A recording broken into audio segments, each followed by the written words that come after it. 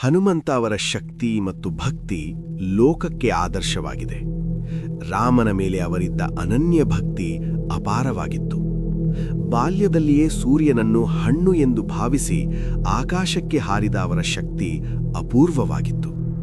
ಆದರೆ ಆ ಶಕ್ತಿಗಿಂತಲೂ ದೊಡ್ಡದು ಅವರ ವಿನಯ ಮತ್ತು ಭಕ್ತಿ.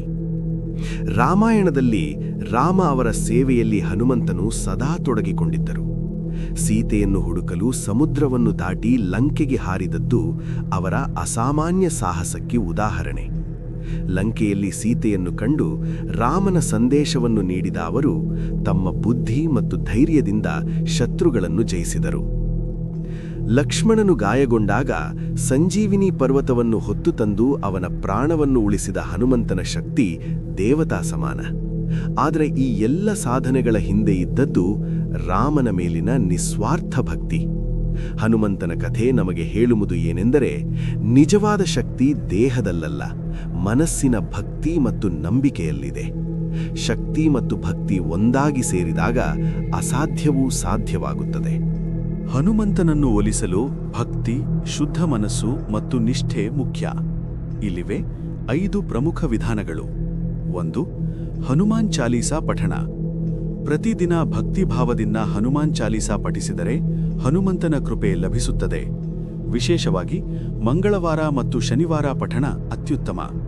2. ರಾಮನ ನಾಮಜಪ. ಹನುಮಂತನು ರಾಮ ಅವರ ಪರಮಭಕ್ತ.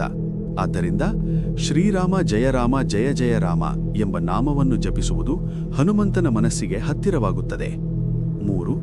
ಉಪವಾಸ ಮತ್ತು ಪೂಜೆ.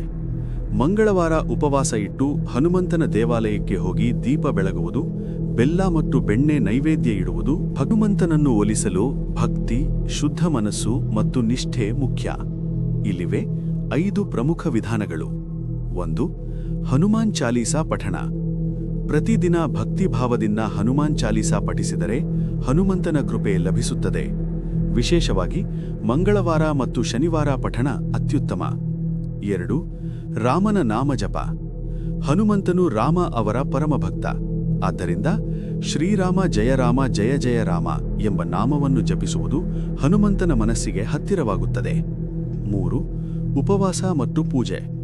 ಮಂಗಳವಾರ ಉಪವಾಸ ಇಟ್ಟು ಹನುಮಂತನ ದೇವಾಲಯಕ್ಕೆ ಹೋಗಿ ದೀಪ ಬೆಳಗುವುದು, ಬೆಲ್ಲ ಮತ್ತು ಬೆಣ್ಣೆ ನೈವೇದ್ಯ ಇಡುವುದು ಭಕ್ತಿಗೆ ಸೂಚಕ. 4. ಸೇವಾ ಮನೋಭಾವ. ಬಡವರಿಗೆ ಸಹಾಯ ಮಾಡುವುದು, ಸತ್ಯನಿಷ್ಠೆಯಿಂದ ವರ್ತಿಸುವುದು ಮತ್ತು ಧರ್ಮಪಾಲನೆ ಮಾಡುವುದು ಹನುಮಂತನ ಗುಣಗಳನ್ನು ಅನುಸರಿಸುವುದು. ಇದು ಅವರನ್ನು ಸಂತೋಷಪಡಿಸುತ್ತದೆ. 5. ಶೌರ್ಯ ಮತ್ತು ನಿಯಮ ಪಾಲನೆ. ಹನುಮಂತನು ಶಕ್ತಿ ಮತ್ತು ನಿಯಮದ ಪ್ರತೀಕ. ಆದ್ದರಿಂದ ದೈಹಿಕ ಹಾಗೂ ಮಾನಸಿಕ ಶಕ್ತಿಯನ್ನು ಹೆಚ್ಚಿಸುವ ಸಾಧನೆ, ಯೋಗ, ಪ್ರಾಣಾಯಾಮ ಹಾಗೂ ಶಿಸ್ತಿನ ಜೀವನ ಶೈಲಿ ಅವನ ಕೃಪೆಗೆ ಕಾರಣವಾಗುತ್ತದೆ. ಭಕ್ತಿ, ವಿನಯ ಮತ್ತು ನಂಬಿಕೆ ಇದ್ದರೆ ಹನುಮಂತ ಸದಾ ಭಕ್ತರ ಜೊತೆ ಇರುತ್ತಾರೆ. ಪ್ರಣಾಮ.